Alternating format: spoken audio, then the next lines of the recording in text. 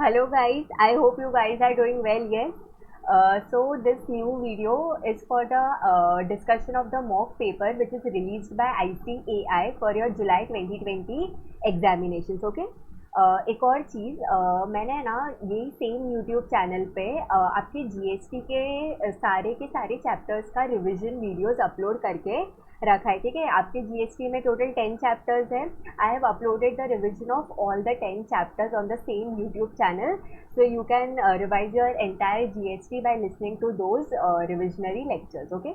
And एक और चीज़, मैंने ना एक क्वेश्चन बैंक बनाया है आप लोगों के लिए। उसमें मैंने क्या किया है, अपने पास में जितने भी अवेलेबल रिसोर्सेज है आईसीएआई के, मतलब वो भले आपके एग्जाम क्वेश्चन हो, मॉड्यूल क्वेश्चन हो, आरटीपी क्वेश्चन हो, मॉक टेस्ट का क्वेश्चन हो, मैंने क्या किया है ना, मैंने सबको कंपाइल कर दिया है एक ही जगह पे एंड मैंने उसका क्वेश्चन बैंक बना दिया है। ठीक है, तो उससे क्या होगा, वो आपके प्रैक्टिस के लिए आपको बहुत ज़्यादा सिंपल हो जाएगा। आपको अलग अलग स्टडी मटेरियल्स वगैरह ओपन करने की ज़रूरत नहीं पड़ेगी। ठीक है, so that question bank you can download it from arpitatuलचान.com। आप ये वाले साइट पे जाओ, arpitatuलचान.com। वो साइट पे आपको टैब मिलेगा फ्री रिसोर्सेज करके। फ्री रिसोर्सेज में फ्री नोट्स। ठीक है, और एल्स ये वीडियो के डिस्क्रिप्शन में लिंक दिया गया है, आप डायरेक्टली आप उस पर क्लिक कर सकते हो, तो आपको वो पूरा का पूरा क्वेश्चन बैंक मिल जाएगा। बराबर। So with this let us start with the discussion of the mock test paper. ठीक है, आप या तो आईसीआई के वेबसाइट से आप डाउनलोड कर सकते हो, या तो फिर ये वीडियो के जो डिस्क्रिप्शन पे जो लिंक दिया है आप वहाँ से डाउनलोड कर लो। It is one and the same. ठीक है, so let us start with the discussion video. अभी सबसे पहले देखो, अभी सबसे पहला ये चीज़ तो आपको क्लियर है कि आपका आईजीटी टोटल है 40 मार्क्स का। बराबर। लेकिन 40 मार्क्स में से भी आईसीएआई उसका 30% आपको एमसीक्यू पूछता है। बराबर। तो आपके पेपर में ना 12 मार्क्स के एमसीक्यूज रहेंगे। I am talking only for IDT. Okay, I am talking only for IDT. तो आपका टोटल आईडीटी का वेटेज इज ऑफ 40 मार्क्स। बराबर। तो अभी 40 मार्क्स में से आपका 12 मार्क्स का विल बी एमसीक्यूज। बराबर। एंड बचा हुआ विल बी और सब्जेक्टिव क्वेश्चन। बराबर। चलो, तो अभी देखो, आपका एग्जाम का जो फाइनल पेपर आएगा उसका भी फॉर्मेट ऐसा ही रहने वाला है। ठीक है, अभी सबसे पहला देखो, your division A is multiple choice question. ठीक है, अभी स्टार्ट करते हैं। अभी ये जो सबसे पहला क्वेश्चन है आपका एमसीक्यू का, that is a case study based question. अभी मैंने यहाँ पे ऐसा क्यों लिखा है कि it is a case study based question, reason being कि ये वाला जो क्वेश्चन है ना, उसमें ऐसा नहीं है कि कोई एक पर्टिकुलर चैप्टर ही पूछा है। It is a combination of several chapters. बराबर। तो अभी स्टार्ट करते हैं। सबसे पहले इसको रीड करते हैं। बहुत सिंपल है। Miss Ria is a multifaceted business personality.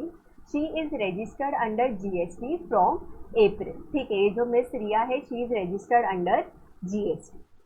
She supplied a package consisting of stapler, calculator and charger at a single price of ₹300।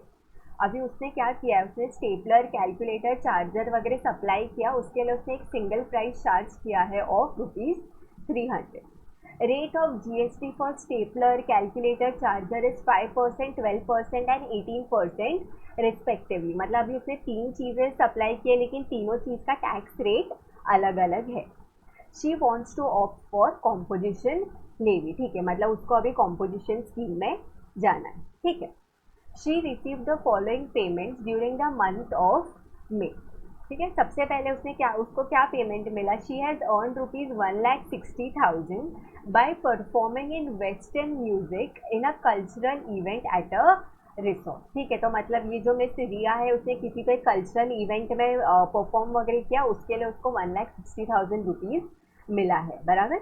Next next देखो, उसको क्या मिला है, she has earn ₹50,000 by providing services by way of renting of residential dwelling for use as boutique. मतलब उसने कोई तो एक जगह रेंट पे दिया है for use as boutique and उसके लिए उसको रेंट मिला है ऑफ ₹50,000।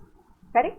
नेक्स्ट नेक्स्ट देखो, उसको वापस एक अमाउंट मिला है, she has earn ₹70,000 by way of rent for lending of agro machinery. ठीक है, मतलब उसने एग्रो मशीनरी को लेंड किया है, उसने रेंट पे दिया है, उसके लिए उसको सामने ₹70,000 मिला है। करेक्ट। नेक्स्ट नेक्स्ट देखो, miss Riya made a supply during June. अभी ये जो रजिस्टर्ड पर्सन है रिया, अभी इसने जो जो सप्लाई किया है उसका डिटेल्स अपन को दे के रखा है।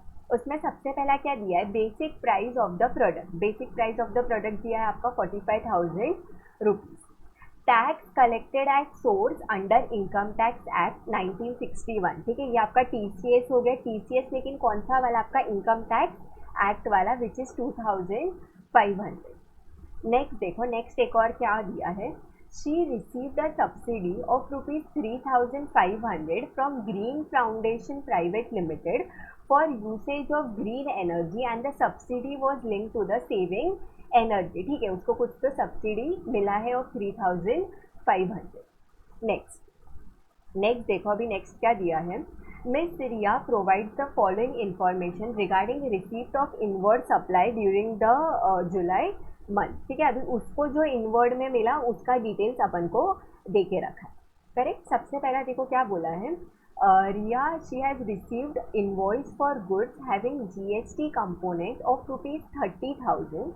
Goods were to be delivered in 5 lots, out of which 3 lots were received in the current month। ठीक है, तो मतलब ये ऐसा कोई गुड्स है जो उसको लॉट्स में मिलने वाला है, बराबर।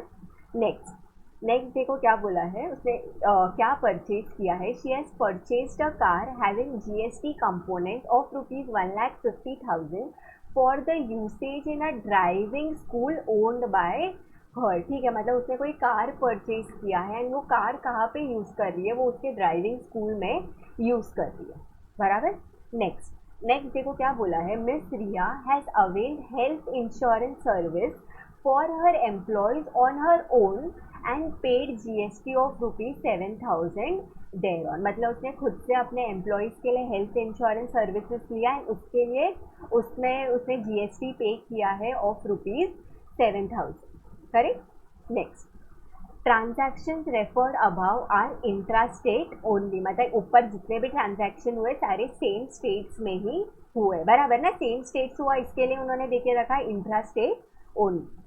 Conditions necessary for claiming ITC have been fulfilled subject to the information given about. ठीक, from the information given about choose the most appropriate answer for the following questions. तो उसने क्या किया, उसने आपको एक केस स्टडी दे दिया, ये रिया को कितना पेमेंट मिला उसने उसका डिटेल्स दे दिया, उसने कितना आउटवर्ड सप्लाई किया उसका डिटेल्स दे दिया, सामने उसको कितना इनवर्ड मिला उसने आपको उसके भी डिटेल्स दे के रखे, बराबर। अभी अपना जो मेन पार्ट आता है एमसीक्यूज, अभी वो ट्राई करते हैं कि उसने क्या पूछा है, बराबर।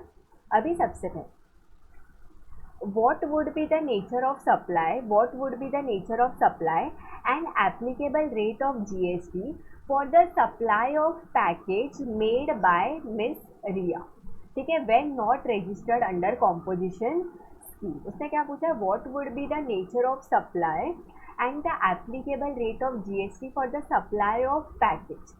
अभी कौन सा सप्लाई ऑफ पैकेज किया उसके लिए ऊपर जाके पहले क्वेश्चन पढ़ना पड़ेगा अपन को, बराबर। अभी एकदम आओ ना, आपके सेकेंड पैराग्राफ में ये देखो, वहाँ पे दिया था she supplied a package consisting of stapler, calculator, charger etcetera. तो अभी उसने अपन को क्या पूछा है क्वेश्चन में कि अभी आप ये बताओ कि उसने जो ये सप्लाई किया है वो कौन से नेचर का सप्लाई है एंड उस पर कितना परसेंटेज ऑफ टैक्स रेट लगेगा, बराबर। अभी सबसे पहले अभी कौन सा टाइप ऑफ सप्लाई, उसके लिए तो अपन बेसिक दो डिस्टिंग्विश कर सकते हैं, either it will be mix supply और it will be composite supply, बराबर। ठीक है, अभी क्वेश्चन में पढ़ने से पहले normally mix supply and composite supply क्या होता है, कॉम्पोजिट सप्लाई मतलब आपका नेचुरली बंडल्ड होता है एंड वेरेज इन मिक्स सप्लाई आपका ये नेचुरली बंडल्ड वाला कैरेक्टरिस्टिक इज मिसिंग, बराबर। कॉम्पोजिट सप्लाई में आपका टैक्स रेट कौन सा लगता है, जो आपका प्रिंसिपल सप्लाई का टैक्स रेट रहेगा that is applicable to the whole product, बराबर। एंड मिक्स सप्लाई के केस में जो भी आपका हाईएस्ट टैक्स रेट है वो लगता है, बराबर। अभी ये केस में सबसे पहले ये आइडेंटिफाई करो कि ये आपका मिक्स सप्लाई है या फिर ये आपका कॉम्पोजिट सप्लाई। उसने क्या क्या सप्लाई किया है, a package consisting of stapler, calculator and charger. अभी सबसे पहले ये बताओ ना, ये तीनों चीज़ें नेचुरली बंडल्ड है क्या, ऐसा है क्या कि मतलब आपने अगर स्टेपलर दिया तो आपको साथ में कैलकुलेटर भी देना पड़ेगा, साथ में चार्जर भी देना पड़ेगा, कहीं पे तीनों का भी कोई कोरिलेशन नहीं है। तो आप सबसे पहला चीज़ क्या बोल दोगे कि ये आपका कॉम्पोजिट सप्लाई तो नहीं है। क्यों? क्योंकि कॉम्पोजिट सप्लाई में क्या होता है कि इट इज़ नेचुरली बंडल्ड, लेकिन स्टेपलर आप अलग से परचेज कर सकते हो, कैलकुलेटर अलग से कर सकते हो, चार्जर अलग से कर सकते हो, बराबर। एंड सेम वे आप उसको सप्लाई भी अलग अलग कर सकते हो। तो सबसे पहला चीज़ तो क्या हो गया कि ये आपका कॉम्पोजिट सप्लाई नहीं है, तो ये आपका क्या हो गया, ये आपका मिक्स सप्लाई हो गया, बराबर। ठीक है, अभी एक चीज़ तो हमने आइडेंटिफाई कर लिया कि आपका नेचर ऑफ सप्लाई कौन सा, that is your mix supply. अभी उसका नेक्स्ट क्वेश्चन क्या था कि उस पर रेट कितना लगेगा। अभी जस्ट हमने डिस्कस किया मिक्स सप्लाई पे आपका रेट कौन सा लगता है, जो भी आपका हाईएस्ट टैक्स रेट रहेगा वो, बराबर। अभी ये केस में बताओ ना हाईएस्ट टैक्स रेट कौन सा है। आपके तीन टाइप्स ऑफ टैक्स रेट लग रहे हैं ना, 5%, 12% एंड 18%। अभी ये मिक्स सप्लाई है तो इसमें आपका हाईएस्ट टैक्स रेट लगेगा, मतलब क्या लगेगा आपका 18% लगेगा, बराबर। तो हम क्या बोल सकते हैं कि सबसे पहले तो ये आपका मिक्स सप्लाई है एंड इस पे जो भी आपका टैक्स रेट लगेगा दैट इज योर 18%, बराबर। अभी आपके क्वेश्चन पे आओ, ठीक है। तो अभी देखो नेचर ऑफ सप्लाई तो हमें पता चल गया कि it is mix supply and applicable rate of GST is 18%। अभी आके ऑप्शन में ढूंढो ना।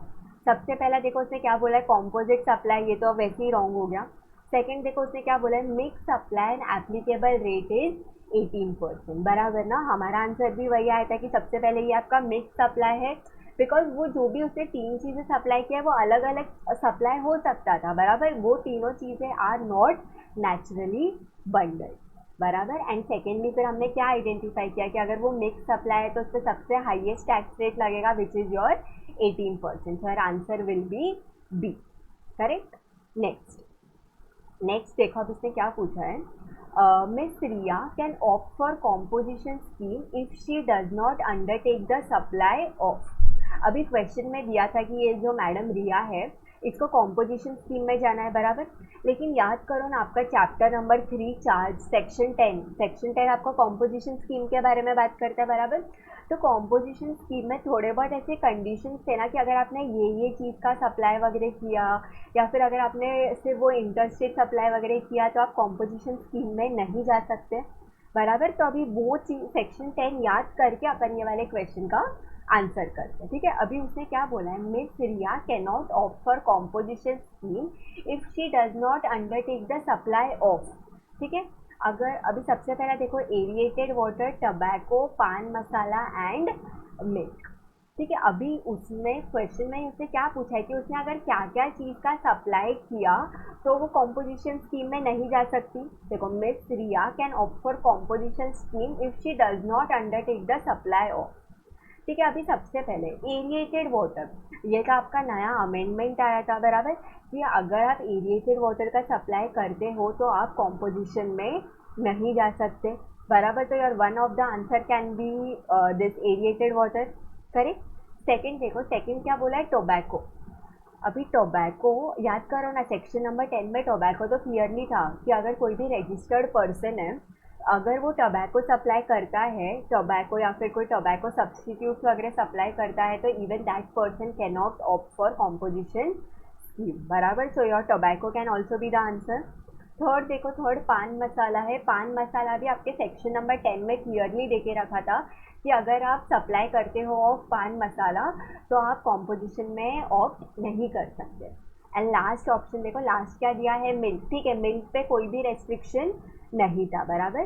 तो आपका रेस्ट्रिक्शन कहाँ पे है, एरिएटेड वाटर पे है, टोबैको पे है एंड पान मसाला पे है, बराबर। तो अपन क्या बोल सकते हैं कि अगर मिस रिया ने ये तीन चीज़ों का सप्लाई नहीं किया, ये तीन चीज़ों का सप्लाई नहीं किया तो ही she can opt for composition scheme, बराबर। तो अभी आंसर देखो ना अपना क्या रहेगा, 1, 2 एंड 3 रहेगा। अभी ढूंढते हैं अपने ऑप्शंस में से। सबसे पहला ऑप्शन उसने बोला है 1 and 2, this is wrong. Second उसने बोला है 3 and 4, this is wrong. Next उसने बोला है 1, 2 एंड 3, बराबर। अपना आंसर भी वही था 1, 2 and 3, so your answer will be C, correct. यहाँ पे ना ये एरिएटेड वाटर याद रखना क्योंकि ये आपका एक नया पॉइंट था, टबैको पान मसाला, तो ये दो पॉइंट तो ऑलरेडी पहले से आपके सेक्शन नंबर 10 में थे, बराबर। नेक्स्ट देखो अभी third question, out of the payments received by Miss Riya in the month of May, exempt supply amounts to। अभी हमने ऊपर पढ़ा था कि ये रिया को थोड़े बहुत पेमेंट्स मिला है, अभी उसमें से अपन को उसको क्या बताना है कि वो पेमेंट में से एग्जेम्प्ट अमाउंट कितना है, बराबर। अभी आ जाओ उसके लिए वापस आपके क्वेश्चन पे। ठीक है, अभी वो पैराग्राफ पे आओ जहाँ पे आपका पेमेंट का डिटेल दिया था, that is in your third paragraph, बराबर। थर्ड पैराग्राफ में देखो क्या बोला था, she receive the following payment, correct. अभी देखो, अभी 3 पेमेंट आया था, अपन सबको एनालाइज करते हैं कि वो एग्जेम्प्ट में आएगा या फिर नहीं आएगा, बराबर। अभी सबसे पहला पॉइंट देखो, earned rupees 1,60,000 by performing in western music in cultural event at a resort। अभी ये वाला क्वेश्चन आंसर करने के लिए आपको आपका एग्जेम्पशन वाला चैप्टर याद करना पड़ेगा, बराबर। अभी सबसे पहले उसको 1,60,000 मिला है, क्यों मिला है, क्योंकि उसने कुछ वेस्टर्न म्यूजिक में परफॉर्मेंस दिया।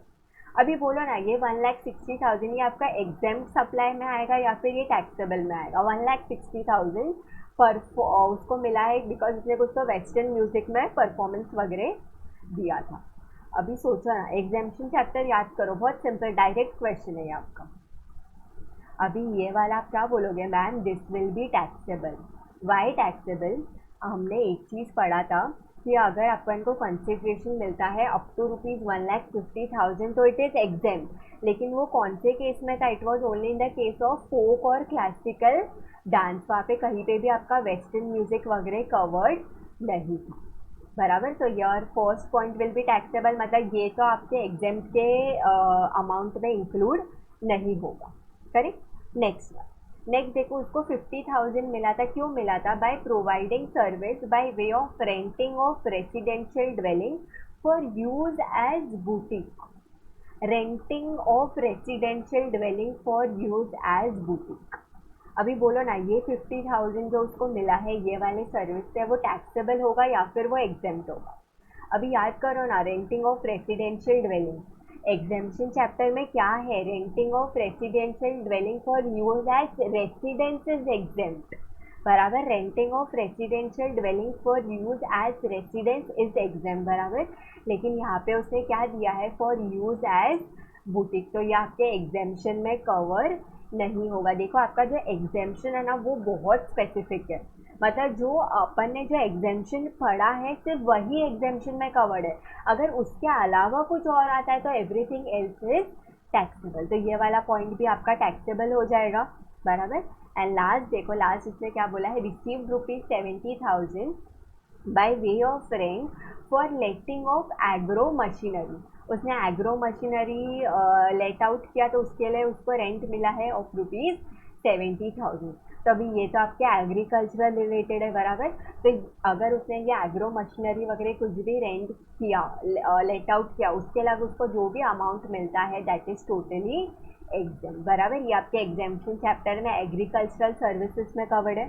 तो हम क्या बोल सकते हैं कि उसको जितना भी पेमेंट मिला है उसमें से only one amount is included in the exempt supply, कौन सा, this is third one, that is your ₹70,000, बराबर। अभी आपके क्वेश्चन में आओ, अभी राइट आंसर ढूंढते हैं उसमें, ठीक है। अभी देखो, सबसे पहला ऑप्शन उसने दिया है 50,000, दिस इज रॉन्ग।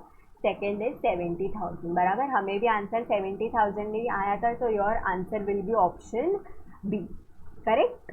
चलो नेक्स्ट देखो, अभी in respect of supply made by miss Riya the value of supply under section 15 is. अभी ऊपर आपको क्वेश्चन में रिया ने जितना भी सप्लाई किया, आउटवर्ड सप्लाई किया, उसका भी डिटेल्स दे के रखा था, बराबर। अभी उसने क्या पूछा है, उसने जितना भी आउटवर्ड सप्लाई किया है उसमें से अपन को उसको क्या बताना है, वैल्यू ऑफ सप्लाई, बराबर। अभी उसके लिए वापस आपके क्वेश्चन पे आ जाओ। ये देखो, पेमेंट के नीचे वाले पैराग्राफ में उसका दिया है details, miss Riya made a supply, ठीक है। अभी सबसे पहला देखो, basic price of the product 45,000। अभी ये तो ऑब्वियसली आएगा ही आपके वैल्यू में, ये तो आपका एकदम बेसिक प्राइस है, करेक्ट। नेक्स्ट देखो क्या बोला है, tax collected at source under income tax act 1961। अभी आपका चैप्टर वैल्यू ऑफ सप्लाई याद करो। अभी वैल्यू ऑफ सप्लाई में हमने क्या पढ़ा था कि आपके वैल्यू में जीएसटी नहीं आता, बाकी सारे ड्यूटीज एंड टैक्सेस ऐड होते हैं, लेकिन उसमें हमने एक और एक्सेप्शन पढ़ा था कि आपके वैल्यू में जीएसटी तो कभी आएगा ही नहीं, क्योंकि हम वैल्यू क्यों कैलकुलेट कर रहे हैं, ताकि हम उस पर जीएसटी कैलकुलेट कर सके। तो आप जितना भी वैल्यू निकालोगे दैट इज़ बिफोर जीएसटी। लेकिन उसमें हमने एक और पॉइंट पढ़ा था दैट वाज इम्पोर्टेंट ऑल्सो, कि आपके वैल्यू में टीसीएस जो है, कौन सा वाला टीसीएस, आपके इनकम टैक्स एक्ट वाला जो टीसीएस है वो भी ऐड नहीं होगा वैल्यू में। तो हम यहाँ पे क्या बोल देंगे कि ये वाला जो 2500 है ये आपके वैल्यू में ऐड नहीं होगा, बराबर। एंड नेक्स्ट पॉइंट देखो उसने क्या बोल के रखा है, she received a subsidy of ₹3500 from Green Foundation Private Limited for usage of green energy and the subsidy was linked to saving energy। ठीक है, अभी सब्सिडी के बारे में हमने क्या पढ़ा है आपके chapter number 5 value of supply में, कि सबसे पहले तो अगर आपको आपका सब्सिडी मिला है from other than government entity तो वो आपके वैल्यू में ऐड होता है, बराबर। फिर एक और चीज़ जो बहुत ही इंपॉर्टेंट है वो क्या है कि आपका जो भी आपको सब्सिडी मिला है that should be link to the price. आपको जो भी सब्सिडी मिला है that should be link to the price. अगर आपको जो सब्सिडी मिला है if it is link to the price तो ही वो आपके वैल्यू में ऐड होगा, बराबर। लेकिन यहाँ पे देखो ना, यहाँ पे उसको सब्सिडी किससे मिला है, ठीक है, सबसे पहले तो उसको नॉन गवर्नमेंट एंटिटी से मिला है, बराबर। लेकिन उसके आगे का भी पढ़ो, उसके आगे उसने क्या बोला है, for usage of green energy and the subsidy was link to saving energy. मतलब उसने कुछ ये ग्रीन एनर्जी वगैरह यूज़ किया, उसने एनर्जी सेव किया, इसके लिए उसको 3500 का सब्सिडी मिला। तो यहाँ पे ना कहीं पे भी ऐसा नहीं दिया है कि ये 3500 it is related to this basic price of the product. आपका जो भी सब्सिडी होता है it should be related, it should be link to the price of the product, बराबर। लेकिन यहाँ पे तो उसने कुछ ग्रीन एनर्जी वगैरह यूज़ किया उसके लिए उसको सब्सिडी मिला है। तो यहाँ पे आप क्या बोलोगे कि it is not link to the price, it is not link to this 45,000, तो this subsidy will not be added in your value. ठीक है, ये वाले पॉइंट को इम्पॉर्टेंट मार्क करो, क्योंकि अगर आपको सपोज ये क्वेश्चन एग्जाम में आता तो आप शायद क्या बोलते कि मैम अरे ये तो नॉन गवर्नमेंट एंटिटी से मिला है तो ये तो शायद ऐड हो जाएगा, लेकिन नहीं, नॉन गवर्नमेंट एंटिटी से मिला है वो बात आपका बराबर है, लेकिन उसमें एक और क्राइटेरिया है ना कि it should be link to the price. लेकिन ये आपके प्राइस से तो रिलेटेड ही नहीं है, ऐसा कहीं पे भी दिया है क्या कि it is related to this basic price of the product, नहीं दिया है, so it will be not added to your value, बराबर। तो हमें यहाँ से क्या मिला, ये आपका 2500 भी ऐड नहीं होगा, आपका 3500 भी ऐड नहीं होगा, मतलब योर वैल्यू इज़ ₹45,000, बराबर। अभी आपके क्वेश्चन में आओ, कौन सा आपका बराबर ऑप्शन है वो चेक करते हैं। ठीक है, अभी देखो सबसे पहला उसने ऑप्शन देके रखा है आपको 45,000, सो यार आंसर इज ए। ठीक है, यहाँ पे गलती से भी आप है ना 48,500 लिख के मत आना, उसका रीज़न है क्योंकि वो जो 3500 मिला है it is not directly link to your price, that is why your answer is 45,000। ठीक है, ये वाले एमसीक्यू को इम्पोर्टेंट मार्क करके रखो। ठीक है, लास्ट एमसीक्यू ये वाले केस स्टडी के ऊपर का, eligible amount of ITC that can be claim by miss Riya in the month of July. ठीक है, अभी उसके लिए आपको वापस आपके क्वेश्चन में जाना पड़ेगा, उसमें आपके क्वेश्चन में आपके रिया का इनवर्ड सप्लाई का डिटेल्स देके रखा था, बराबर। ये देखो, miss Riya provides the information regarding the receipt of inward supply. ठीक है, इसमें भी अपन को अभी 3 चीज़ देके रखा है, इसमें से भी अपन को आइडेंटिफाई करना है कि उसको किसका आईटीसी मिलेगा, किसका आईटीसी नहीं मिलेगा। तो अभी आपके दिमाग में आपका आईटीसी चैप्टर होना चाहिए, बराबर। अभी सबसे पहले received invoice for goods having GST component of ₹30,000. Goods were to be delivered in 5 lots, out of which 3 lots were received in the current month. ठीक है, तो उसको कोई तो गुड्स लॉट्स में मिलने वाला था। ठीक है, टोटल 5 लॉट्स है, 5 लॉट्स में से उसको 3 लॉट्स ये वाले मंथ में मिल चुके हैं। अभी बोला ना, तो अभी उसको ये 30,000 का आईटीसी मिलेगा कि नहीं मिलेगा। बहुत सिंपल डायरेक्ट क्वेश्चन है आपका, चैप्टर नंबर 6 जो आईटीसी का है वो याद करो। चैप्टर नंबर 6 आईटीसी क्या बोलता है कि अगर आपको गुड्स लॉट्स में मिलता है तो वो केस में आपको आईटीसी कब मिलता है, when the last lot is received. ऐसा क्यों, क्योंकि आपके सेक्शन नंबर 16 का वन ऑफ द कंडीशन है कि आपको आईटीसी कब मिलेगा, जब आपके पास में फाइनली गुड्स वगैरह आ गया होगा। तो सोचो ना, ये लॉट्स वाले केस में आपके पास ये फाइनली गुड्स कब आएगा, जब आपको लास्ट लॉट मिलेगा तब, बराबर। तो अभी ये वाले केस में तो आपके लॉट्स आने बाकी है, तो हम क्या बोलेंगे, अभी आपको ये वाले मंथ में ये 30,000 का आईटीसी नहीं मिलेगा। आपको आईटीसी कब मिलेगा, जब आपके ये पांचों लॉट्स रिसीव हो जाएंगे, उसके बाद में ही आपको आईटीसी मिलेगा, बराबर। नेक्स्ट देखो, नेक्स्ट क्या बोला है, purchase the car having GST component of ₹1,50,000 for the usage in the driving school owned by हर। ठीक है, अभी इसके लिए आपका सेक्शन नंबर 17 याद करो, सेक्शन नंबर 17 सब सेक्शन 5, बराबर। ये मैंने आपको रेगुलर लेक्चर्स में भी बोला है एंड रिविजनरी वीडियोस में भी बोला है कि आपको सेक्शन 17 सब सेक्शन 5 ये आपको पूरा का पूरा विथ नंबर याद रखना है। क्या है सेक्शन 17 सब सेक्शन 5, ये आपका ब्लॉक क्रेडिट्स के बारे में बात करते हैं, बराबर। अभी अगर आपने पढ़ा होगा तो सबसे पहले आपके ब्लॉक क्रेडिट्स में आता है मोटर व्हीकल, कि अगर आपने मोटर व्हीकल परचेज किया तो उसका आपको आईटीसी नहीं मिलेगा। लेकिन फिर उसमें ना थोड़े बहुत एक्सेप्शन है कि अगर आपने मोटर व्हीकल ये फॉलोइंग चीज़ों के लिए परचेज किया होगा तो आपका आईटीसी मिल जाएगा। ठीक है, उसमें one of the exception is कि मैंने इसके लिए मोटर व्हीकल परचेज किया क्योंकि मैं ना आउटवर्ड में ही ड्राइविंग स्कूल वगैरह का सर्विसेज दे रही हूँ। अभी सोचो ना, अगर मैं ड्राइविंग स्कूल का सर्विस दे रही हूँ तो ऑब्वियसली गाड़ी भी मेरा ही रहेगा। तो अभी मैं अगर किसी को गाड़ी चलाना सिखाऊंगी तो मेरे को गाड़ी परचेज तो करना पड़ेगा।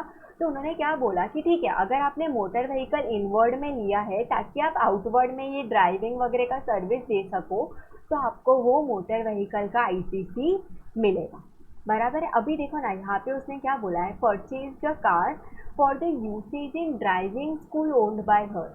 मतलब ये रिया ने ड्राइविंग स्कूल के लिए गाड़ी परचेज किया, तो हम क्या बोलेंगे कि ये 1,50,000 का आपको आईटीसी मिलेगा, बराबर। देखो, नॉर्मली अगर आपने इनवर्ड में मोटर व्हीकल परचेज किया तो आपको आईटीसी नहीं मिलता, लेकिन उसमें आपके एक्सेप्शंस है कि अगर आपने ये फॉलोइंग 2-3 चीज़ों के लिए परचेज किया तो आपको आईटीसी मिलेगा, एंड उसमें one of the exception is this driving school also, बराबर।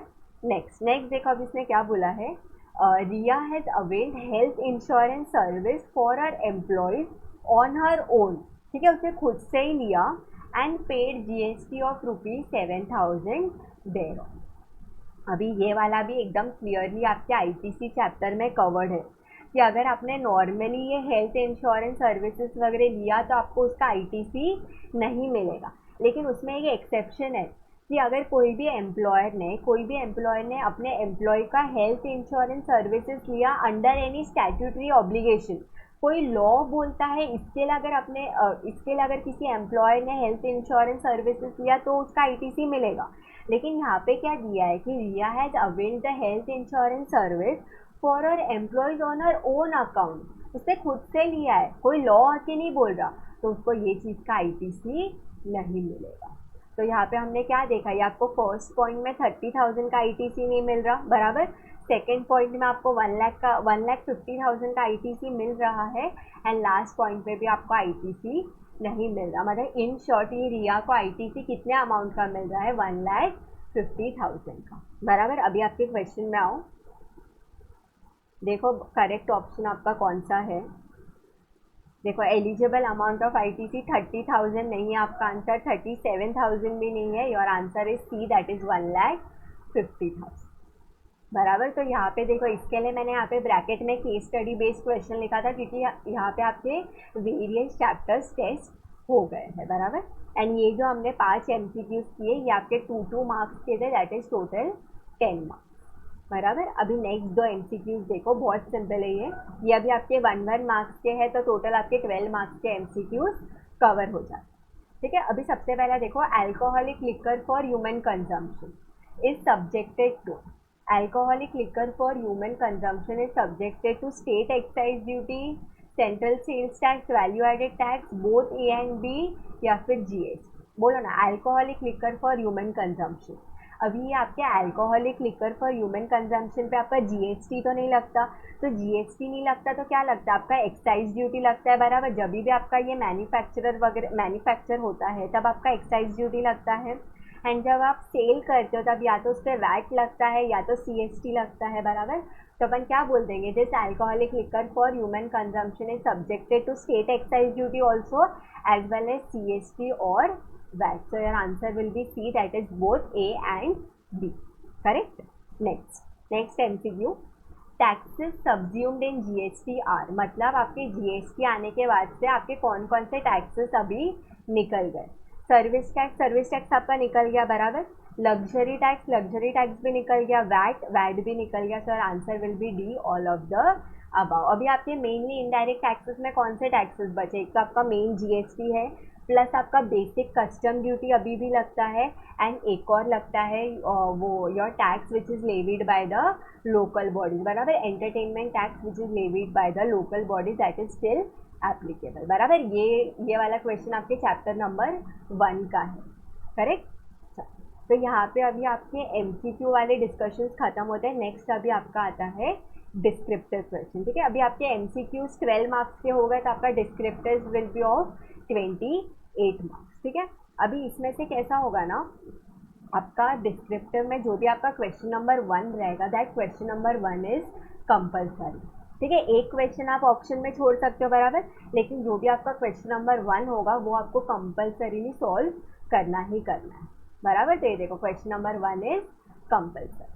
तो टोटल आपके पास में 4 क्वेश्चन रहेंगे. 4 में से आपको कोई भी 3 ही क्वेश्चन सॉल्व करना है, लेकिन ये 3 में से your question number 1 will be compulsory.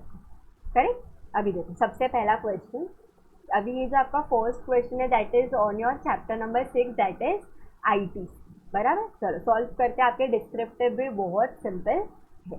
ठीक है, सबसे पहला, Mr. Charlie, a registered supplier of goods at Bhatinda, who pays GST under regular scheme, has made the following transaction exclusive of tax during April. ठीक है, मतलब ये कोई mister Charlie है, ये नॉर्मल रेगुलर स्कीम में रजिस्टर्ड है, and he is a registered supplier of goods at Bathinda, मतलब आपका पंजाब हो गया बराबर. अभी देखो उसने आपको डिटेल्स दे के रखे हैं कि सोर्स दे के रखा है राजस्थान पंजाब. उसने परचेजेस राजस्थान से भी किया है, पंजाब से भी किया है, सेल भी उसने दोनों जगह पे किया है, राजस्थान में भी किया है एंड पंजाब में भी किया है बराबर. अभी देखो टैक्स रेट, देखो tax rate is 18% in case of Rajasthan. अभी ये सप्लायर खुद है भटिंडा का, मतलब ये पंजाब का सप्लायर है. तो अब ये राजस्थान से अगर कुछ भी परचेज कर रहा है, कुछ भी सप्लाई कर रहा है, तो आपका IGST लग जाएगा बराबर at the rate of 18%. And जबकि अगर ये पंजाब टू पंजाब में कोई ट्रांजैक्शन करेगा तो 9% CGST एंड 9% SGST आपका एप्लीकेबल हो जाएगा बराबर. नेक्स्ट देखो, नेक्स्ट अभी इसने क्या बोला है, he has complied with all the conditions for availing the ITC. वो जो आपके सेक्शन नंबर 16 में 4 कंडीशंस है, उसने वो सब कुछ पूरे कर दिए हैं, and has the following ITC credit on 1 April. ठीक है, अभी देखो उससे सबसे पहले अपन को इन्फॉर्मेशन दे के रखा है अप्रैल मंथ का, एंड उसने अपन को ये ITC का बैलेंस दे के रखा है एज ऑन 1 April. मतलब अपन बोल सकते हैं ये आपके ITC का ओपनिंग बैलेंस है, ये आपके ITC का ओपनिंग बैलेंस है बराबर. तो देखो कितना है आपके ITC में ओपनिंग बैलेंस, CGST में 50,000 है, SGST में 30,000 है, IGST में 1 लाख बराबर. अब इसने क्वेश्चन क्या पूछा है, compute the minimum net CGST, SGST and IGST payable by mister Charlie during April in cash. मतलब अपन को उसको निकाल के देना कि ये बंदे को मिनिमम से मिनिमम कैश में कितना पे करने को आएगा. अभी उसको कितना मिनिमम पे करने का आएगा, उसके लिए अपन को सबसे पहले चैप्टर नंबर 6 ITC में वो सेट ऑफ रूल्स याद करना पड़ेगा कि कौन सा क्रेडिट कौन सा लाइबिलिटी किसके सामने यूज़ होता है बराबर. वो तो बहुत सिंपल है. सबसे पहले आप क्या करोगे, आपका जितना भी IGST क्रेडिट है आप सबसे पहले उसको फिनिश ऑफ कर दोगे बराबर. आपका जो भी IGST क्रेडिट रहेगा आप उसको यूज़ कर लोगे IGST लाइबिलिटी के सामने. फिर भी मानो आपके पास में फिर भी कुछ IGST क्रेडिट बच गया, तो वो या तो आप CGST या फिर SGST किसी भी ऑर्डर में आप यूज़ कर सकते हो. लेकिन एक चीज़ याद रखना कि आपको सबसे पहले आपका IGST क्रेडिट पूरा का पूरा ज़ीरो करना पड़ेगा. वंस आपका IGST क्रेडिट ज़ीरो हो जाता है उसके बाद में ही आप CGST एंड SGST क्रेडिट पे जा सकते हैं. ठीक है, अभी बोलो ना इसका कैलकुलेशन आप कैसे करोगे. सबसे पहले तो आप क्या करोगे, आप आपका टोटल लाइबिलिटी निकाल लोगे. बराबर, कि आपको एक्चुअल में कितना टैक्स पे करना है। अभी वो आप कैसे निकालोगे कि आपको टोटल टैक्स कितना पे करना है, आपने जितना भी सप्लाई किया इनटू टैक्स रेट, बराबर। तभी सबसे पहले देखो ना, अभी उसने सबसे पहले आपका सेल किया है राजस्थान में, बराबर, 10 लाख का सेल किया है, उस per your tax rate is 18%। तो देखो उसने भी आंसर में आपको वैसे ही प्रेजेंट किया है, सेल मेड आउटसाइड भटिंडा। तो अभी इसने पंजाब वाले ने राजस्थान में सेल किया तो इसका IGST लग जाएगा। उसने कितने वैल्यू पे किया है, 10 लैक्स। 10 लैक्स का अगर आप 18% करोगे तो answer will come as to 1,80,000। तो सबसे पहले यहाँ से आपको आपका IGST लाइबिलिटी मिल गया और 1,80,000, बराबर। फिर उसने एक और जगह पे सेल किया है पंजाब में, अभी वो खुद भी पंजाब का, उसने सप्लाई भी पंजाब में किया तो उसका CGST HGST लगेगा। अभी इसने किया है 8 लैक्स में, ठीक है। 8 लैक्स पे 9% करोगे तो कितना आएगा, 72,000 आएगा, बराबर। तो ये देखो सेल मेड इन पंजाब का आपका आ गया 72,000 एंड 72,000। तभी इससे आपको क्या मिल गया, इससे आपको आपका टोटल GST पेबल मिल गया, दैट इज 72,000 एंड 1,80,000, बराबर। अभी नेक्स्ट स्टेप आपका क्या रहेगा, अभी आपने टोटल आपका जितना भी आपको लाइबिलिटी पेमेंट आ रहा है आपने वो निकाल लिया, लेकिन अभी आपको सामने वो भी तो निकालना पड़ेगा ना कि आपके पास में ITC कितना अवेलेबल है, बराबर। अभी ITC अवेलेबल में ना यहाँ पे दो फिगर्स ऐड होंगे। कौन से दो फिगर्स, एक तो ये आपका ओपनिंग बैलेंस प्लस ये परचेजेस वाला अमाउंट, ठीक है। अभी देखो सॉल्यूशन नोट्स में उसका भी आपको वर्किंग नोट दे के रखा है। तो सबसे पहले तो आप आपका ओपनिंग बैलेंस ऑफ ITC लिख लोगे, बराबर, 50,000, 30,000 एंड 1 लाख। फिर अभी जो भी उसने परचेजेस किया है आपको वो लिखना पड़ेगा, ठीक है। अभी क्वेश्चन में उसने क्या परचेजेस किया है, उसने राजस्थान से परचेज किया है 5 लाख का एंड पंजाब से किया है 2,50,000 का। तो अभी ये जो उसने राजस्थान से परचेज किया है उस पर उसका IGST का इनपुट मिल जाएगा, बराबर। तो देखो 5 लाख पे अगर आप 18% करोगे तो आपको 90,000 आएगा एंड ये आपका कहाँ पे आएगा, ये आपके IGST के कॉलम में आएगा। एंड सिमिलर वे में उसने 2,50,000 का परचेज किया है पंजाब से, लेकिन अगर उसने वो खुद भी पंजाब का, उसने परचेज भी पंजाब से ही किया है तो उसको क्या, कौन सा क्रेडिट मिलेगा, CGST credit and HGST credit मिलेगा, बराबर। तो 2,50,000 पे आप 99% करोगे तो आपको आएगा 22,500 एंड 22,500। अभी आप आपका टोटल ITC निकाल लोगे, बराबर। टोटल ITC में आपका ओपनिंग बैलेंस भी आ जाएगा प्लस ये परचेजेस भी आ जाएगा। तो आपका टोटल ITC होता है 72,500, 52,500 एंड 1,90,000, बराबर, ठीक है। अभी अपने पास में टोटल लाइबिलिटी है, टोटल ITC है, अभी अपन उसको सेट ऑफ करते हैं, ठीक है। अभी सेट ऑफ करने के लिए मैंने सबसे पहले आपको क्या बोला था, आप सबसे पहले IGST क्रेडिट उठाओगे, बराबर। अभी देखो ना आपके IGST क्रेडिट कितना है आपके पास, टोटल 1,90,000 का है। अभी IGST लाइबिलिटी कितने का है वो देखो, IGST लाइबिलिटी आपका है 1,80,000 का, लाइबिलिटी है 1,80,000 का, क्रेडिट है 1,90,000 का। तो आप क्या बोल दोगे कि मैम अपन को IGST लाइबिलिटी तो ज़ीरो आ जाएगा लेकिन IGST क्रेडिट में अपने पास में 10,000 का बैलेंस बचेगा, बराबर। लाइबिलिटी 1,80,000 है, ITC 1,90,000 है, तो आपका लाइबिलिटी ज़ीरो हो जाएगा लेकिन आपके पास में क्रेडिट बचेगा, कितने का क्रेडिट बचेगा, 10,000 रुपीज़ का। एंड मैंने अभी जस्ट आपको बोला था कि IGST लाइबिलिटी सेट ऑफ होने के बाद में भी अगर आपके पास में कुछ क्रेडिट बच जाता है तो इसको आप CGST के सामने यूज़ कर सकते हो या फिर HGST के सामने इन एनी ऑर्डर, ठीक है।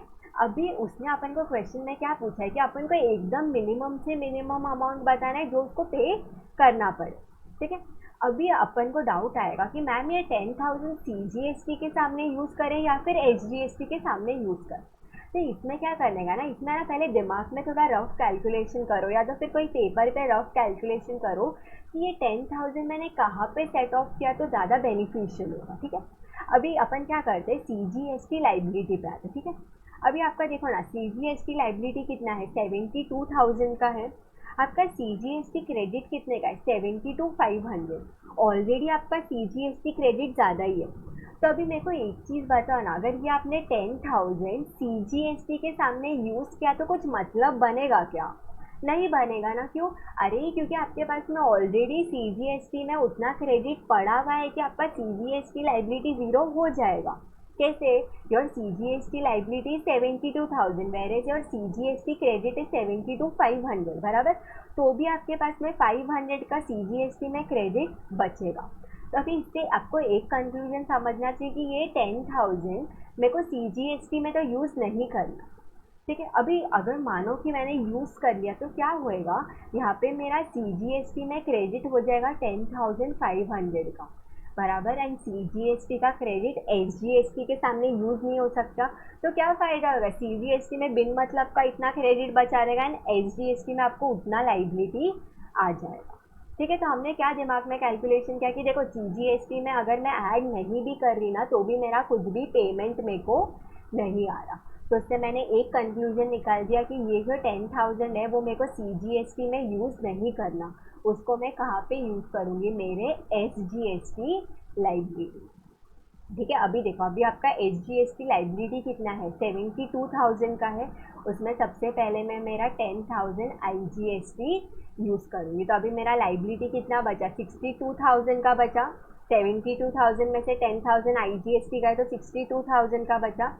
अभी देखते हैं अपने पास में SGST क्रेडिट कितना है, बराबर। उसके पास देखो खुद का क्रेडिट इज ओनली ऑफ 52,500, मेरा लाइबिलिटी 62,000 का है, जबकि मेरे पास क्रेडिट सिर्फ 52,500 का ही है। तो आप क्या बोलोगे कि यहाँ पे अभी अपन को पेबल आएगा 9,500, बराबर। तो अभी आप क्या बोलोगे कि मैम अपन को पेमेंट सिर्फ SGST में आएगा of 9,500 where as your payment in CGST and IGST is 0। अभी सोचो अगर आपने 10,000 CGST में यूज़ किया होता तो क्या होता?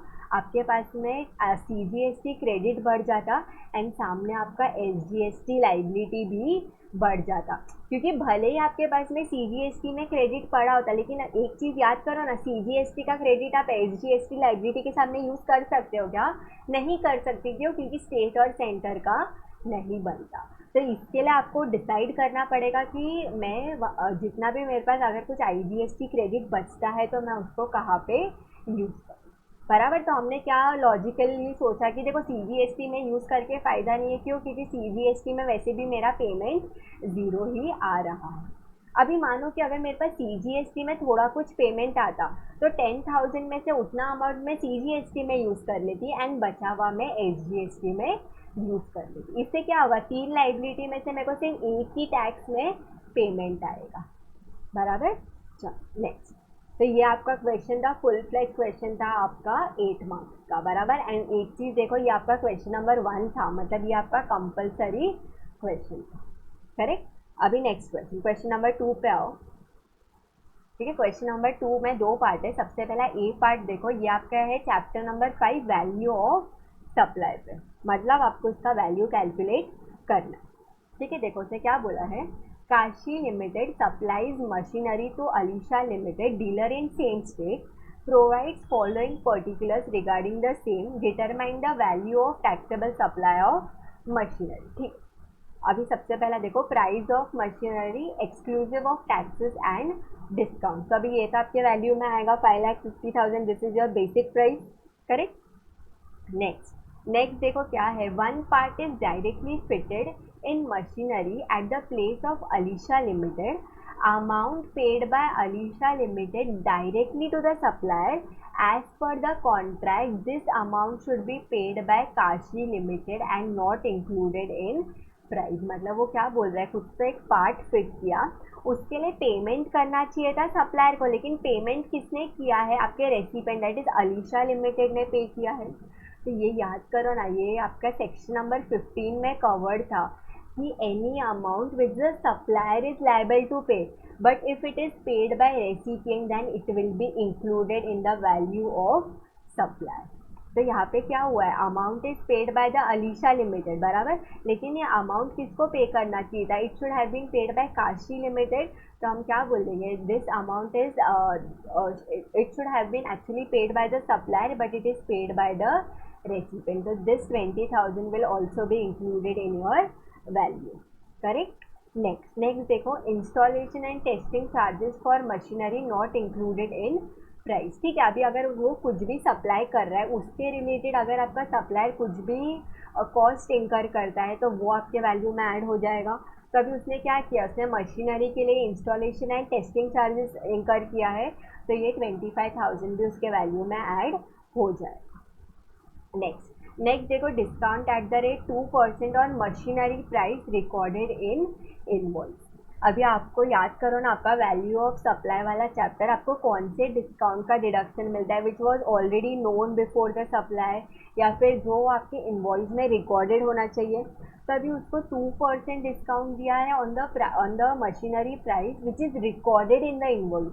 ये ऑलरेडी आपके इनवॉइस में रिकॉर्डेड है, तो इसका आपको डिडक्शन मिलेगा। लेकिन एक चीज़ समझो, ये 2% किस पे कैलकुलेट होगा, ऑन द मशीनरी प्राइस। आपका मशीनरी का प्राइस कितना था, 5,50,000, तो ये 2% will be calculated on your 5,50,000, बराबर। एंड नेक्स्ट वाला पार्ट देखो, नेक्स्ट क्या बोला है उसने, काशी लिमिटेड मतलब आपका supplier provides additional 1% discount at your end based on the additional invoice of other machinery. Discount is not linked to the relevant invoice and proportionate ITC has not been reversed by Alisha Limited. अभी यहाँ पे क्या है कि मानो कोई discount अगर आपको बाद में पता चलता है तो वो आपको डिडक्शन के लिए मिलता है। कब मिलता है, अगर रेसिपिएंट ने सामने आईटीसी रिवर्स किया होगा तो, बराबर। लेकिन उसमें जो आपकी बेसिक कंडीशन है कि आपका डिस्काउंट जो है वो आपके इनवॉइस से लिंक्ड होना चाहिए, आपके इनवॉइस पे रिकॉर्डेड होना चाहिए, that still remains the same. लेकिन यहाँ पे उसने क्या बोला है, discount is not link to the relevant invoice. तो ये केस में आप क्या बोल दोगे, भाई आपको डिस्काउंट का डिडक्शन कब मिलेगा, when it is recorded in the invoice, when it is link to the invoice. लेकिन यहाँ पे तो वो लिंक्ड है ही नहीं, तो ये 1% का आपको डिडक्शन नहीं मिलेगा, ये 1% का आपको डिडक्शन नहीं मिलेगा। ऊपर आपको 2% का डिडक्शन क्यों मिल रहा था, because it was recorded in the invoice, बराबर। तो अभी आप यहाँ पे एडलेस करके आंसर लेके आ सकते हो। सबसे पहले आपका आंसर विल स्टार्ट फ्रॉम 5,50,000, फिर ये 20,000 वो है amount which supplier was liable to pay but it is paid by the recipient. फिर नेक्स्ट आपका इंस्टॉलेशन चार्जेस वगैरह ऐड होगा, and next is your discount that is 5,50,000 पे 20%, बराबर। ये एडलेस करके आपको आपका टैक्सेबल वैल्यू मिल जाएगा। अभी है ना, देखो ये वाला क्वेश्चन है ना आपका 4 मार्क्स का है, बराबर। अगर आपने आंसर ये 5,84,000 पे लाके स्टॉप कर दिया तो आपको सिर्फ 2 मार्क मिलेगा। अभी आप बोलोगे मैम हमने सब कुछ तो बराबर किया तो भी हमें 4 में से 2 मार्क्स क्यों मिला। अभी ऐसी कोई भी अगर आपके टाइप ऑफ क्वेश्चन आते हैं तो आपका 50% of the marks is for solving, that is 50% of the marks is for this 5,84,000 and balance 50% marks is for writing the notes. अभी नोट्स मतलब क्या हुआ, अभी यहाँ पे आपने क्वेश्चन में जो भी ऐड किया, जो भी लेस किया, आपको सबका रीज़न देना पड़ेगा।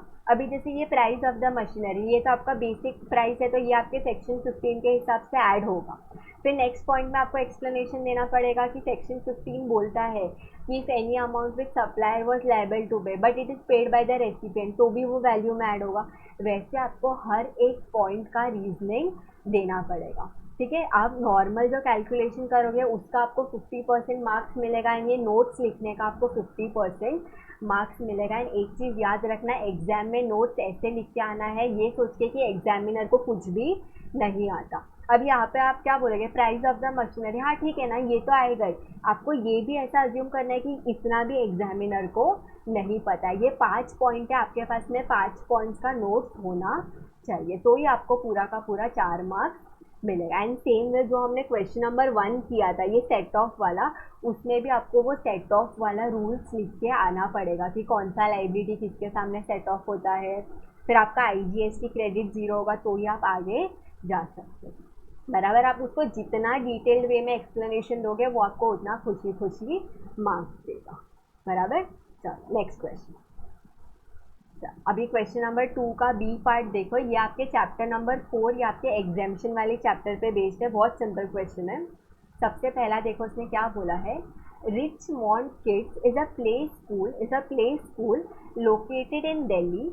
Richmond Kids has outsourced the catering service for supply of food and drink in the canteen of play school to Ashoka caterers Delhi for a consideration of ₹8 lakh per annum. ठीक है, ये कोई तो प्ले स्कूल है आपका एंड इसने केटरिंग सर्विस आउटसोर्स किया है, बराबर, टू अशोका केटरर्स।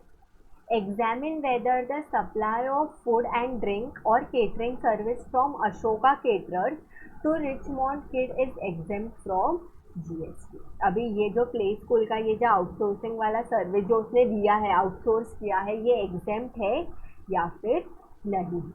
अभी याद करो ना, चैप्टर नंबर 4 एग्जेम्पशन पे हमने 3 टाइप्स ऑफ एजुकेशनल इंस्टीट्यूशन पढ़ा था। एक तो ये आपका प्री स्कूल से लेके हायर सेकेंडरी वाला था, फिर एक आपका क्वालिफिकेशन प्रिस्क्राइब्ड बाय लॉ वाला था, एंड थर्ड वॉज योर वो वोकेशनल इंस्टीट्यूशन वाला, बराबर, वोकेशनल स्टडीज़ वाला। तो अभी सबसे पहला ये आपके फर्स्ट कैटेगरी में फॉल करता है because this is a play school, बराबर। तो याद करो ना, अगर ये प्ले स्कूल वगैरह वाला ऐसा कोई भी सर्विसेज देता है, बराबर, मतलब कोई और इंस्टीट्यूशन, मतलब जैसे यहाँ पे कौन है, Ashoka caterers is giving the services to educational institution, बराबर ना। Ashoka caterer is giving services to Richmond Kid, मतलब यहाँ पे क्या हुआ, services are given to an educational institution. तो उसमें याद करो ना कि services given to educational institution में ये केटरिंग वाला सर्विसेज इज एग्जेम्प्ट। तो यहाँ पे आप क्या बोलोगे कि ये अशोका केटरर ने जो भी ये रिचमोंड किड्स को ये केटरिंग सर्विस दिया है, इट इज़ एग्जेम्प्ट। क्यों इट इज़ एग्जेम्प्ट? बिकॉज ये जो आपका रिचमोंड है ये कौन से वाले लेवल पे फॉल करता है, आपके फर्स्ट वाले कैटेगरी में आता है, दैट इज प्री स्कूल से लेके हायर सेकेंडरी वाला, बराबर। तो आप क्या बोल दोगे, this services is exempt from GST, correct. Next देखो, Balaji Hospital, a clinical establishment located in Tirupati, is specialized in cardiac treatment. The hospital has its own canteen, Healthy Foods. The canteen serves the food and drink to the inpatients as advised by the doctors or nutritionists of the hospital. Apart from this, other patients who are admitted or attendants or visitors of the inpatients also take food and drink from the canteen. Examine whether the supply of foods and drink or catering services to the inpatient and the other patient, that is who are not admitted or attendants or visitor, is exempt from GST। अभी यहाँ पे क्या हो रहा है, दो लोगों को खाना जा रहा है, एक तो पेशेंट जो खुद हॉस्पिटल में एडमिटेड है एंड एक दूसरे लोगों को जो भी वो पेशेंट को मिलने के लिए आता है, विजिटर हो गया, अटेंडेंट हो गया, उन लोग। अभी एक चीज़ याद करो, ये वाला भी आपके चैप्टर नंबर 4 एग्जेम्पशन में कवर्ड है कि जो पेशेंट को जो फूड का सप्लाई होता है, बराबर। अभी पेशेंट को हॉस्पिटल वाला फूड क्यों जाता है, क्योंकि डॉक्टर्स ने बोला है। तो जो पेशेंट को जो ये फूड जाता है, that is a part of your composite supply. हम ऐसा ट्रीट नहीं करेंगे कि जो उसको बाकी ट्रीटमेंट मिल रहा है वो एक अलग सर्विस है, ये फूड वाला अलग सर्विस है, नहीं, it is a part of composite supply. क्योंकि डॉक्टर्स ने एडवाइस दिया है, इसके लिए पेशेंट को वो हॉस्पिटल के कैंटीन का खाना जा रहा है, बराबर। तो हम क्या बोल देंगे कि supply of food to the in patient, जो ऑलरेडी जो एडमिटेड पेशेंट है उनके लिए इट इज़ एग्जेम्प्ट, बराबर। लेकिन ये जो फूड सप्लाई जो बाकी लोगों को जा रहा है, मतलब ऐसे लोगों को who are not admitted to the hospital, तो वो वाले केस में it will be not treated as a composite supply, it will be taxable. ठीक है, वो किसके लिए एग्जेम्प्ट है, इन पेशेंट, जो लोग भी हॉस्पिटल्स में एडमिटेड है उन लोगों के लिए दिस फूड इज एग्जेम्प्ट। लेकिन उनको छोड़ के जो भी आपके अदर पेशेंट्स हो गए, अटेंडेंट्स हो गए, विजिटर्स हो गए, इन सब के लिए ये कैंटीन वाला food is taxable, correct, simple. चलो नेक्स्ट क्वेश्चन नंबर 3 देखो, बहुत सिंपल क्वेश्चन है ये आपका, रजिस्ट्रेशन चैप्टर पे है।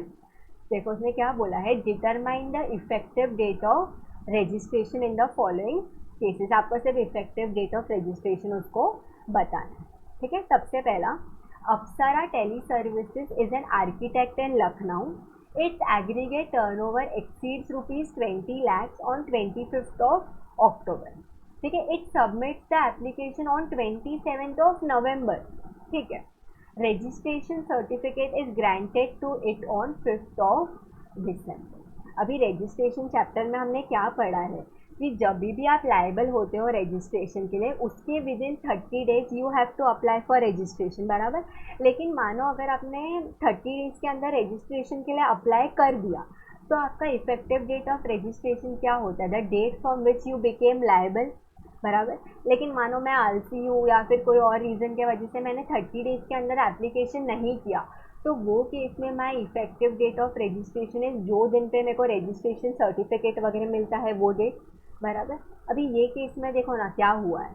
अब ये भाई साहब का टर्नओवर एक्सीड हुआ 25 अक्टूबर को, मतलब he was liable for registration on 25 अक्टूबर। लेकिन इसने अप्लाई कब किया? 27 नवंबर को। 25 अक्टूबर से 27 नवंबर, ये उसने विद इन 30 डेज तो नहीं किया है। तो आप क्या बोलोगे? ये केस में उसका effective date of registration will be जिस दिन उसको रजिस्ट्रेशन सर्टिफिकेट ग्रांट हुआ है उस दिन। तो देखो ना, उसका रजिस्ट्रेशन सर्टिफिकेट कब ग्रांट हुआ है? 5 दिसंबर। तो आप क्या बोल दोगे? अप्सरा टेली सर्विसेज का effective date of registration will be 5 December, बराबर। क्यों 5 दिसंबर? क्योंकि उसने विद इन 30 डेज अप्लाई नहीं किया है, करेक्ट। नेक्स्ट देखो, the aggregate turnover of spring footwear industries of Delhi has exceeded the applicable threshold limit on 1 सितंबर। ठीक है, मतलब ये बंदा लाइबल हुआ for registration on 1 September. It submit the application on 20 सितंबर। अभी वो लाइबल हुआ 1 सितंबर को, उसने सबमिट कर दिया 20 सितंबर, मतलब उसने विद इन 30 डेज सबमिट कर दिया, ठीक है। एंड उसको रजिस्ट्रेशन सर्टिफिकेट कब मिला? 25 सितंबर को। लेकिन अभी यहाँ पे उसने विद इन 30 डेज अप्लाई कर दिया। तो अगर आपने विद इन 30 डेज अप्लाई कर दिया, तो your effective date of registration will be the date from which you became liable for registration. कौन से डेट से this footwear industries became liable for registration? On 1 September. तो आप क्या बोल दोगे? ये केस में उसका effective date of registration will be 1 September. तो देखो, उसने यहाँ पे आपका दोनों कंसेप्ट कवर कर लिया कि अगर आपने 30 डेज के अंदर अप्लाई किया तो क्या, नहीं किया तो क्या, बराबर। नेक्स्ट देखो, नेक्स्ट आपका बहुत ही सिंपल सा क्वेश्चन है आपके chapter number 9 payment of tax, वो वाले चैप्टर पे बेस्ड है। उसमें भी अगर आपको याद होगा तो आपका एक सेक्शन है, सेक्शन 50, जो आपके इंटरेस्ट के बारे में बात करता है कि जीएसटी में कितना इंटरेस्ट लगता है, ये वाला क्वेश्चन उसके ऊपर बेस्ड। ठीक है, पढ़ते हैं। Mister Aman, a registered supplier of taxable goods, file GSTR 3B for the month of January on 15 April. जनवरी मंथ का 3B उसने फाइल किया 15 अप्रैल को। The prescribe due date to file the set GSTR 3B was 20 Feb, मतलब जो return उसको 20 Feb को फाइल करना चाहिए वो भाई साहब ने कब फाइल किया? On 15 April. The amount of net GST payable on supplies made by him for the said month worked out to be 36,500। ठीक है, मतलब उसको अपने रिटर्न के साथ में इतना 36,500 का पेमेंट करना था। Briefly explain the related provision and compute the amount of interest payable under CGST Act। अभी यहाँ पे क्या हो रहा है? यहाँ पे अभी उसने रिटर्न लेट फाइल किया, मतलब अभी उसने पेमेंट भी लेट किया है। तो अभी अगर कोई पेमेंट लेट करता है तो उस पर इंटरेस्ट आ जाता है। याद करो ना, अगर मैंने नॉर्मली मेरा पेमेंट लेट किया तो मेरे पे कितना परसेंट इंटरेस्ट आता है? 18% पर एनम का इंटरेस्ट आ जाता है, बराबर। एंड इंटरेस्ट कब से स्टार्ट होता है? ड्यू डेट के नेक्स्ट डे से, बराबर। अभी यहाँ पे देखो, अभी यहाँ पे उसको पेमेंट और रिटर्न कब तक फाइल कर देना चाहिए था? 20 फेब तक, ठीक है। लेकिन उसने किया 15 अप्रैल को। तो अभी एक चीज़ बताओ ना, उसका इंटरेस्ट मीटर कब से स्टार्ट होगा? हमने क्या बोला? ड्यू डेट के नेक्स्ट डे से। ड्यू डेट था 20 फेब, तो उसका इंटरेस्ट मीटर स्टार्ट होगा फ्रॉम 21 फेब। एंड कब तक जाएगा? Till the date of payment, बराबर। तो वो जाएगा आपका मतलब 15 अप्रैल तक, बराबर। अभी देखो ना, 21 फेब से लेके आपके 15 अप्रैल के बीच में कितने डेज आते हैं? कैलकुलेट करो ना, आपको कुछ आएगा अराउंड 54 डेज, बराबर। ठीक है, तो अभी अपन को ये तो पता चल गया कि कितने डेज का डीले था। अभी आप इंटरेस्ट कैसे कैलकुलेट करोगे? आपका लाइबिलिटी कितना था? 36,500 का था, बराबर। तो आपका इंटरेस्ट कैसे कैलकुलेट होगा? 36,500 इंटू 18% इंटू 54/365 एंड जब आप यहाँ पे कैलकुलेट करोगे तो आपको आंसर आएगा अराउंड 972। तो आप उसको क्या बोलोगे कि भाई देखो 36,500 का तो टैक्स पे करना ही है, प्लस साथ में देखो 972 रुपीज़ का एडिशनल इंटरेस्ट भी पे करना पड़ेगा। बराबर, एकदम सिंपल क्वेश्चन था ये आपका इंटरेस्ट कैलकुलेशन पे।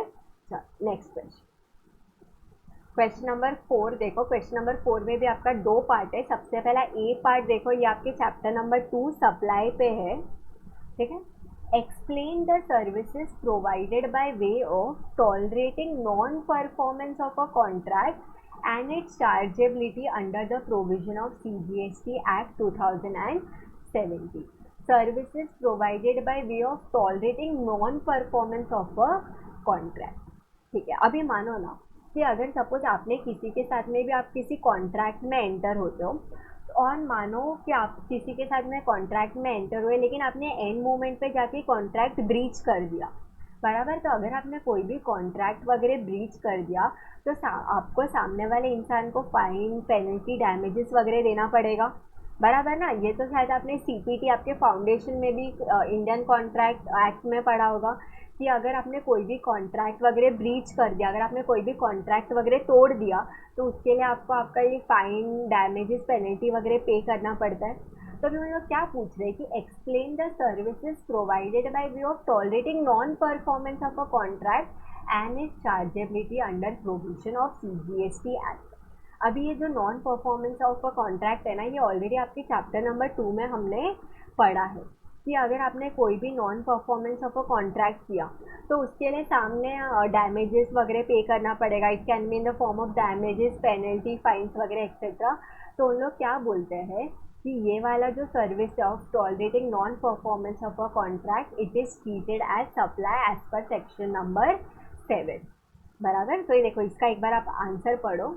Non performance of a contract is the failure to fulfil the obligation under the contract, बराबर ना। मतलब जो भी कॉन्ट्रैक्ट में डिसाइड हुआ था आपने वो काम नहीं किया, आपने in short breach of contract कर दिया। It is generally one of the condition stipulated in any contract for the supply of goods और services. The agreement entered into between the parties stipulates that both the service provider and service recipient abide by the terms and conditions of the contract. मतलब दोनों जो भी बंदे लोग हैं, service provider, service recipient, वो contract में जो भी टर्म्स एंड कंडीशंस लिखा है वो उनको सब कुछ फॉलो वगैरह करना पड़ेगा।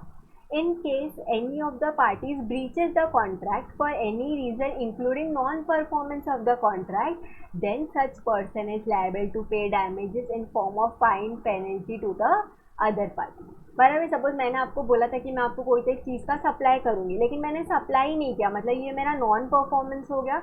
तो वो केस में मैंने एक आपको सप्लाई नहीं किया तो आपको कुछ लॉस वगैरह हुआ होगा, तो मेरे को आपको डैमेजेस, फाइन, पेनल्टी वगैरह देना पड़ेगा, ठीक है। तो अभी देखो नेक्स्ट हम लोग क्या बोल रहे हैं। Tolerating non performance of a contract in lieu of damages और fine is a supply in term of section 7 as it is made for consideration by a person in course और फर्दरेंस ऑफ बिजनेस। तो हम लोग क्या बोल रहे हैं कि non performance of a contract हुआ तो सामने डैमेजेस वगैरह जाएगा, मतलब it is made for consideration and hence it is treated as supply as per section number 7।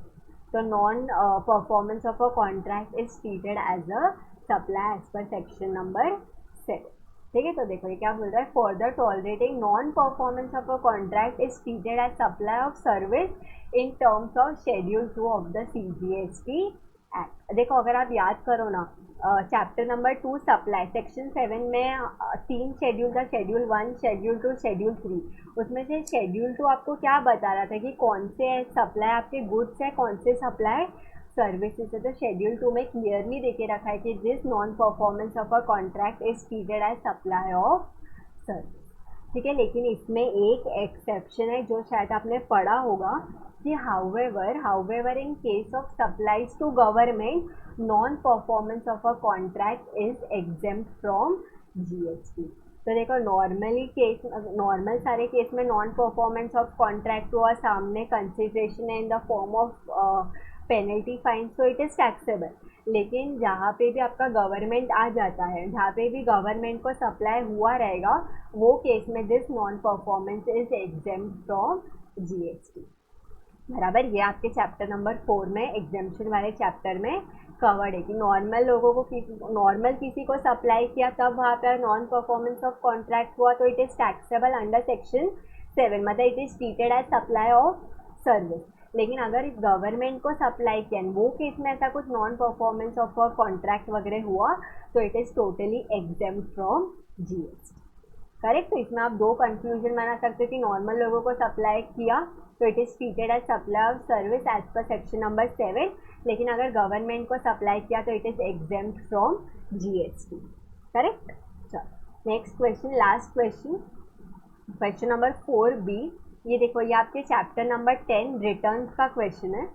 If a return has been filed, how can it be revised if some changes are required to be made. मतलब वो क्या बोल रहा है कि आपका already कोई तो रिटर्न फाइल हो चुका है, अभी आपको उसमें कुछ चेंजेस करना है तो आप उसको रिवाइज कैसे करोगे।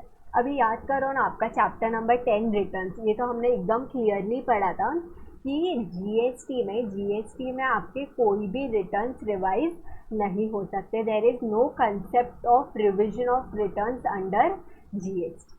ठीक है, लेकिन बहुत बार ऐसा हो सकता है ना कि मैंने रिटर्न फाइल कर दिया, उसके बाद में मेरे को इनवॉइस मिला, उसके बाद में मेरे को क्रेडिट नोट मिला, उसके बाद में मेरे को डेबिट नोट मिला।